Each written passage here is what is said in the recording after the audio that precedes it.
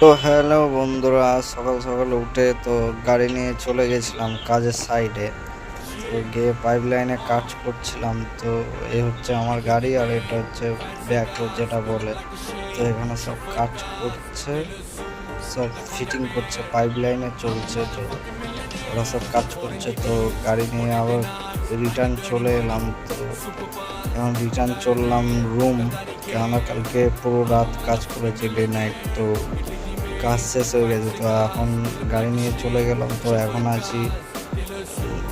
এখন আছি সলভ হাইওয়েতে। তো ওখানে যাবো, গিয়ে ওদিকে একটু কাজ